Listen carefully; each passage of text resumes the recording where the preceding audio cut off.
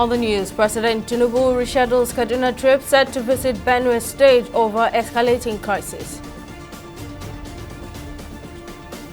IGP arrives Benue State, promises to end violence after Tinubu's order.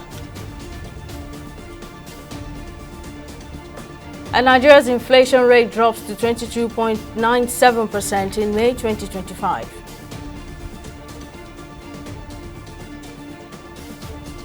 Hello and welcome to News Now on TV 360 Nigeria. I'm Sibisola Atikun.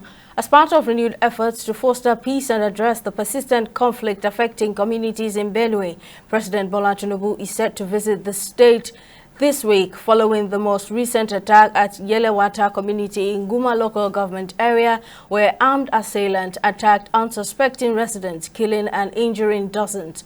This was announced in a press statement released by the Special Advisor to the President on Information and Strategy, Bayo Ononuga, who revealed that Tinubu's scheduled visit to Benue aims to assess the recurring crisis that has claimed numerous lives and wreaked havoc in the state. Tinubu is expected to meet with traditional rulers, politicians, religious leaders, community leaders, youth groups and relevant stakeholders to seek solutions to the crisis. The president extended his condolences to families affected by the conflict and assured them of the federal government's unwavering support in restoring normalcy.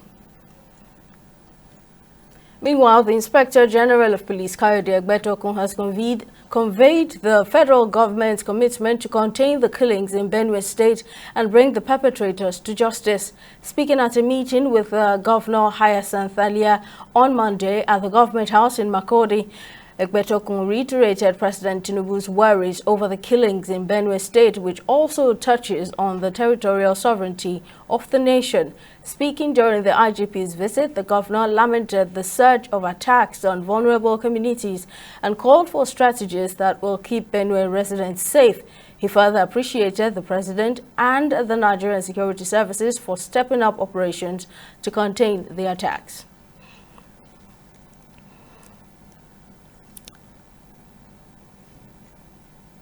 Moving on, the National Emergency Management Agency, NEMA, has confirmed that coordinated attacks by unidentified gunmen have triggered a humanitarian crisis in Benue State, with 6,527 people displaced.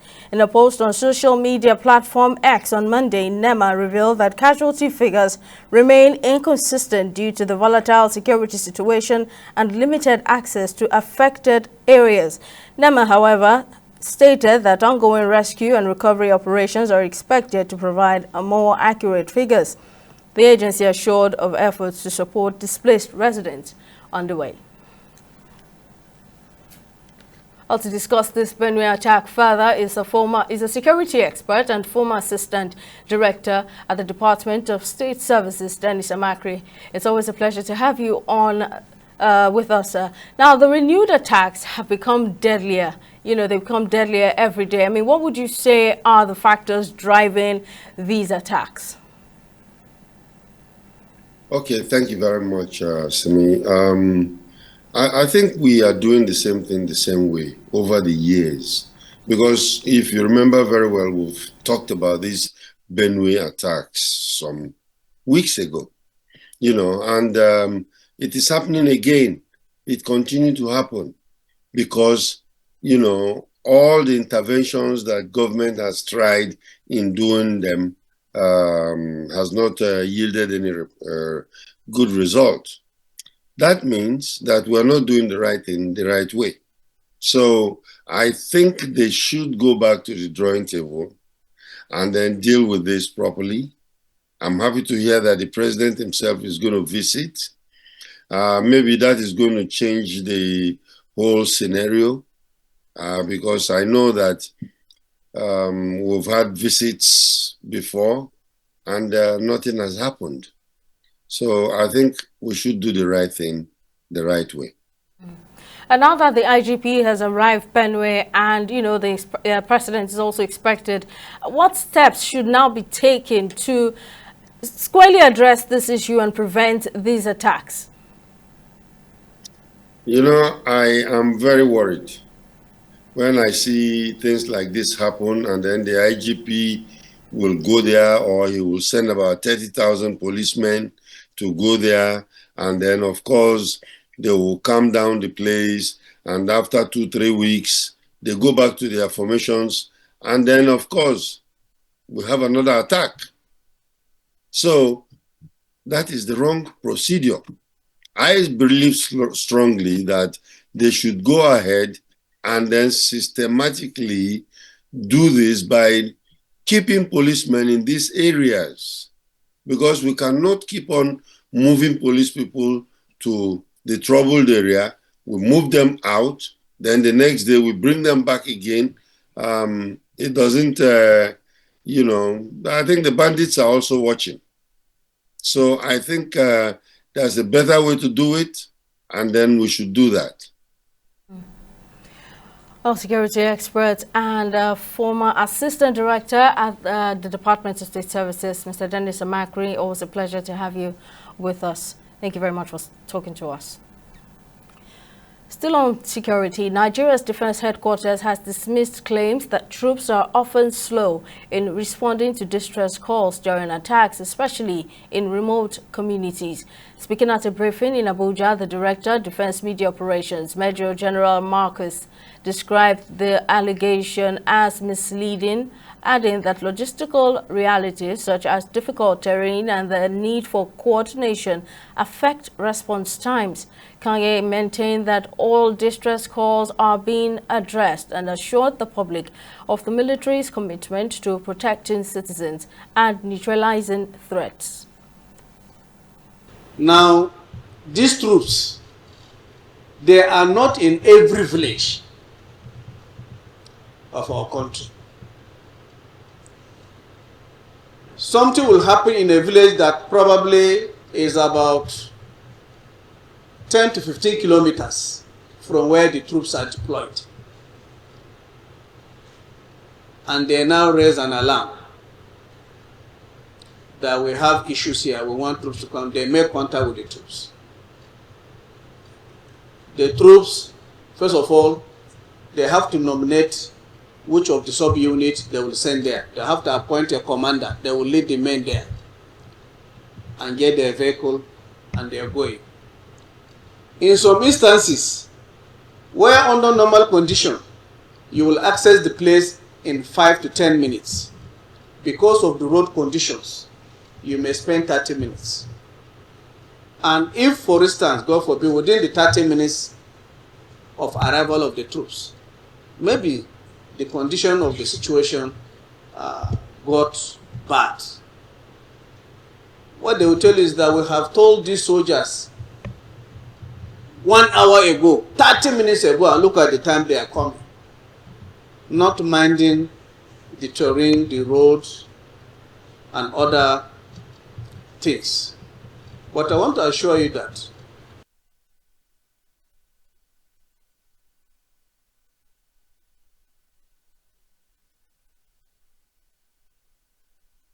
Nigeria's headline inflation rate has dropped to 22.97% in May 2025, marking the second consecutive month of decline. That's according to new data released by the National Bureau of Statistics, NBS.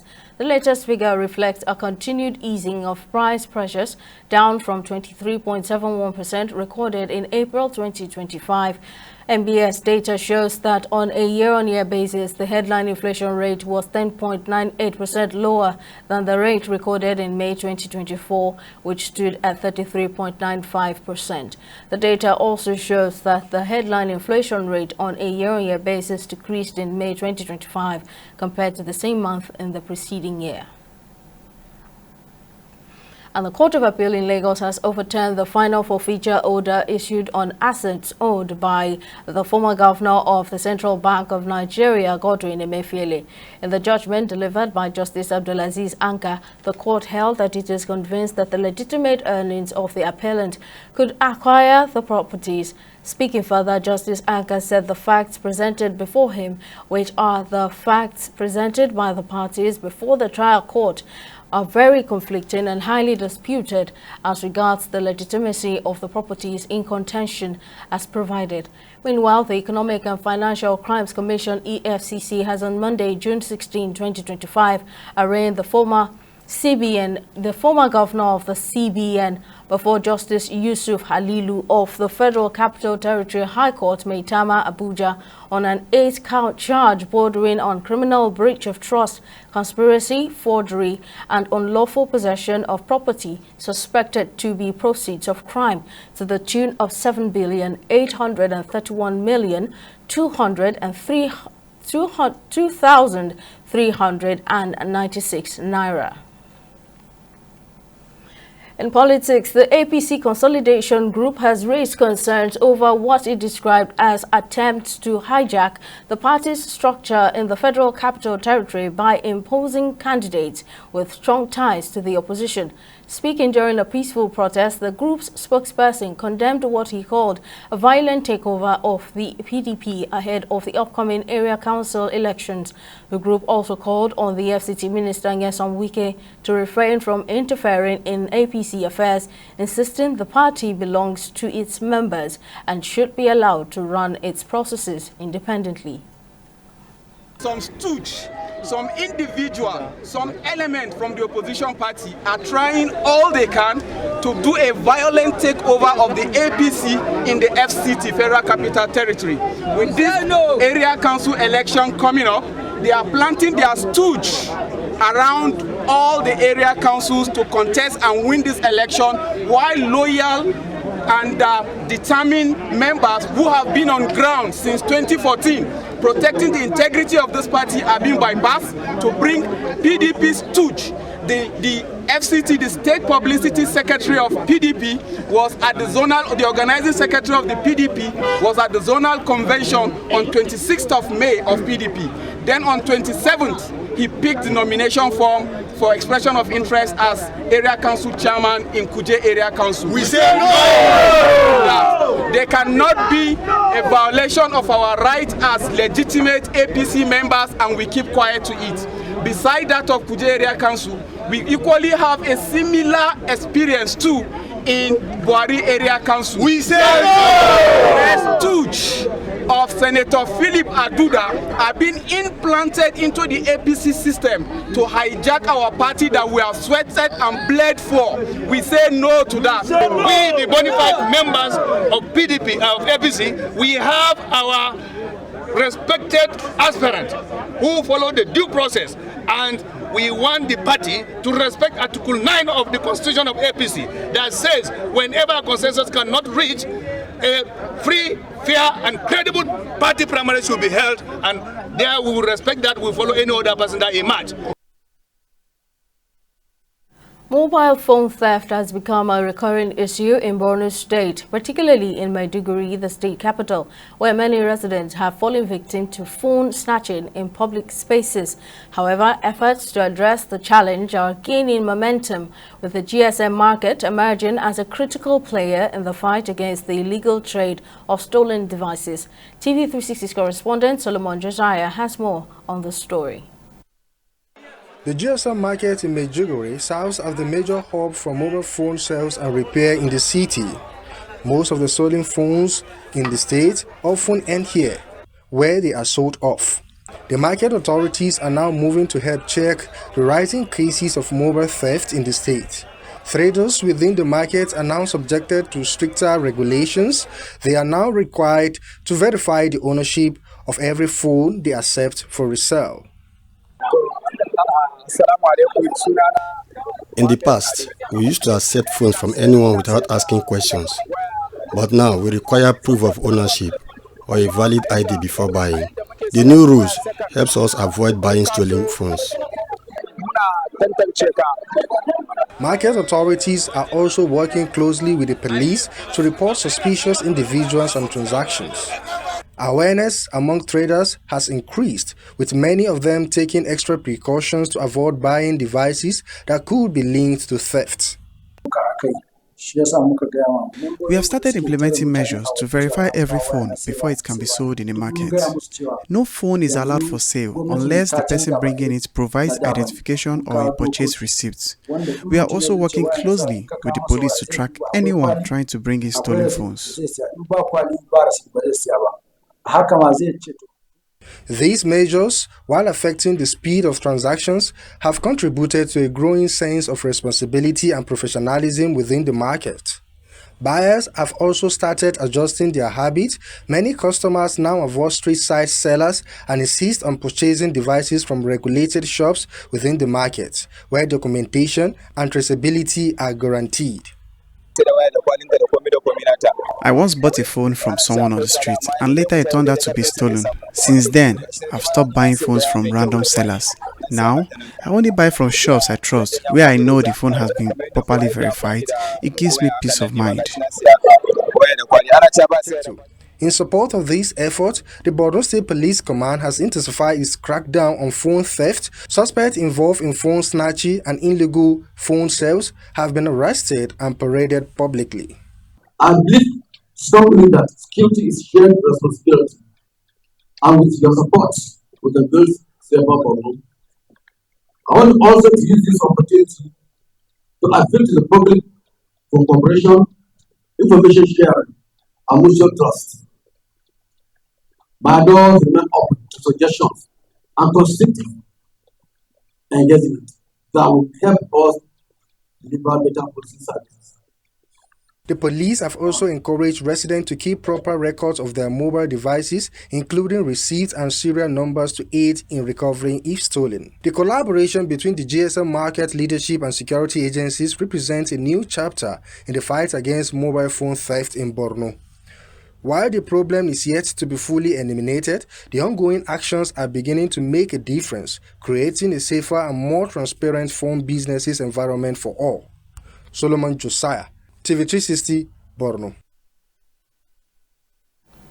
It's time for a short break. Coming up on News Now, Pakistan shuts border with Iran as Tehran trades strikes with Israel. Stay with us for details.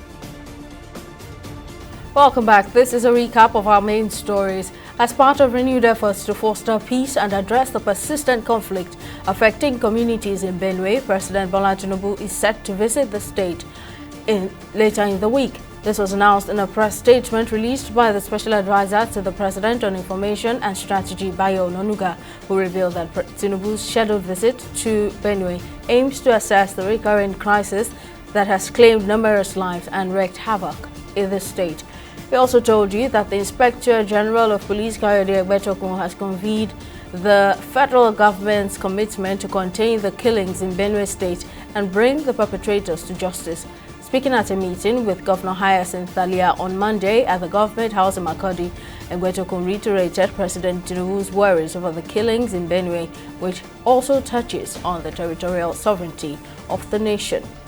In case you missed any of our news bulletins or for more updates, you can catch us on Lamex World TV and AVO TV or log on to our website on www.tv360nigeria.com. You can also follow us on our social media platforms on Twitter, Instagram and YouTube at TV360 Nigeria, or download our mobile app on Google Play Store, Huawei App Gallery and Apple Store. On Facebook, we're TV360 Online.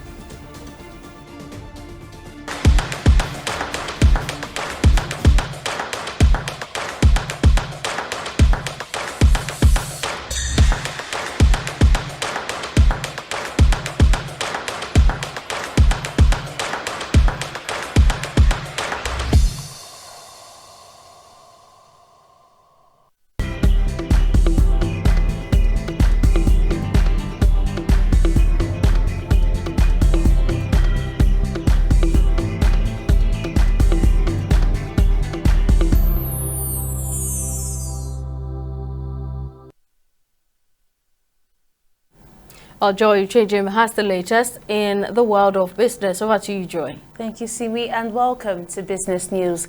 Now, Nigeria recorded a third production decline in the first 5 months of 2025, dropping by 32,559 barrels per day, indicating inefficiencies in tackling issues surrounding investment, pipeline vandalism, and theft.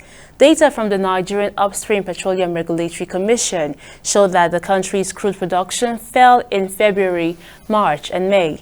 Nigeria's production has fluctuated through the first 5 months of the year, with output at 1.539 million barrels per day in January, 1.465 million barrels per day in February, before dropping to 1.401 million barrels per day in March, recovering to 1.486 million barrels per day in April and declining in May.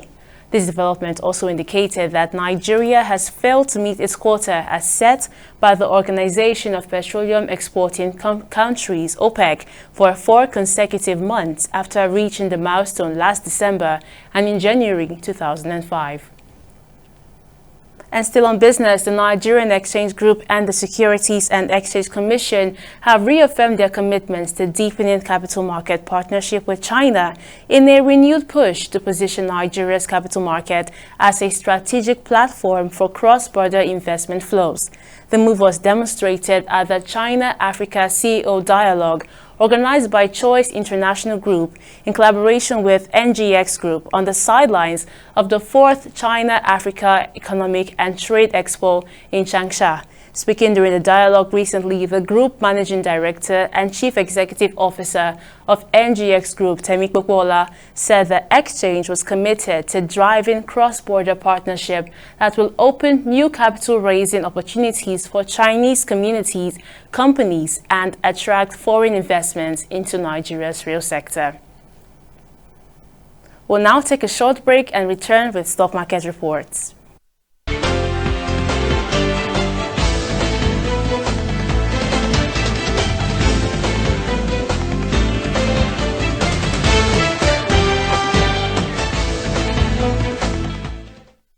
In the last 3 years, we have built a multi-purpose center, which is the envy of all in our constituency. And I can tell you that the people who are living there are already enjoying it. Guy, do you think what this man just said is true? See, I seriously doubt. I'm sure it's one of those their silly lies. And wait, do you know there's a way to find out if these things he's saying is true or not? This is the Construct app. It gives people like us a sure way to track implementation of constituency projects. It gives valid and verified information on location of projects, amounts allocated, amount funded, the level of job done, and even the profiles of concerned legislators. You and I can post directly on this app. Are you serious? This is the go-to app if you want to know how our Commonwealth is being expanded by the government. Wow. Let's even see if what this man said is true. Show me. The Construct app is developed by Other People Nigeria with support from USAID and is available on both Google Play Store and Apple Store. And it's true. Of course, I told you.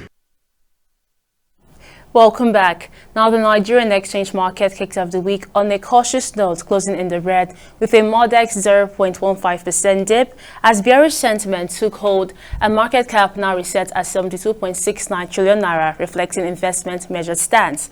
Now, out of 125 NGS listed equities that changed hands, 21 advanced while 48 retreated. Now, leading the losers was Northern Nigeria Flour Mills, which tumbled 10% to close at 130 kobo per share, followed closely by C&I Leasing. Now, trading activities on the first day of the week saw 721.75 million shares exchanged across 22,100 deals, valued at 22 billion naira, signaling a steady pace despite the market dip. Now, across the globe, U.S. stocks gained ground on Monday, buoyed by easing concerns after recent Israel-Iran tensions left oil production stable.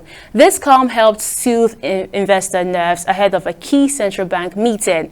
All major global indices tracked finished the day in positive territory, with eyes now on upcoming U.S.-China trade talks for further direction. Now, meanwhile, in the currency markets, the U.S. dollar holds firm at $1,500 265 naira. On the black market, the British pound commands 2,015 naira and the euro trades at around 1,617 naira on the black market. That's the business and stock market updates. Back to you, Simi, for the rest of the news. Thank you, Joy. And on the foreign scene, Pakistan has closed all its border crossings with neighboring Iran for an indefinite period. Provincial officials announced on Monday as Israel and Iran trade intense strikes and threatened further attacks. On Sunday, Pakistani Foreign Minister Ishaq Dar said 450 Pakistani pilgrims were evacuated from Iran, with more to follow, as well as from Iraq, the two countries hosting the holiest sites in Shiite Islam. Pakistan, the only Muslim majority country with nuclear weapons, say it stands in solidarity with the government and the people of Iran against strikes by Israel, which both Islamabad and Tehran do not recognize. And the UK government has appointed Blaise Metroelli as the first ever woman to head its M16 spy service as the country faces threats on an unprecedented scale. According to Prime Minister Keir Starmer, Metroelli will take over from outgoing M16 head Richard Moore in the autumn. Metroelli will be the 18th head of the service, Starmer's Downing Street office announced in a statement. And on sports, the chairman of the Nigerian National League Board, George Aluo, has commended the standard of play in the just concluded 2024-2025 regular season, which climaxed over the weekend with the emergence of 8 teams for the Super 8 playoff. Speaking after watching one of the last games of the regular season, the veteran journalist turned administrator expressed his excitement on how the season began. Aluo also commended the performances of the 8 teams that emerged for the Super 8, declaring that it is a sign of good things to come in the playoff. Aluo said the venue and exact date of the Super 8 playoff will be announced next week by the league board, even as he noted the 8 qualified teams will be given a cool-off period. And Inter Milan will play the 2025 FIFA Club World Cup without forward Mehdi Taremi amid the escalating conflict between Israel and his native Iran. Israel struck Iran on Friday with a series of missile attacks aimed at the country's nuclear facilities and high-ranking military officials, with Revolutionary Guard head Hussein Salami among the casualties. Iran responded on Saturday with its own deadly missile strike, triggering an expanded assault from Israel. The exchange of missiles has grounded all Iranian flights over the past 2 days, leaving Taremi unable to join his Inter Milan teammate in Los Angeles. And that's all on News Now. Many thanks for watching. We'll see you again next time.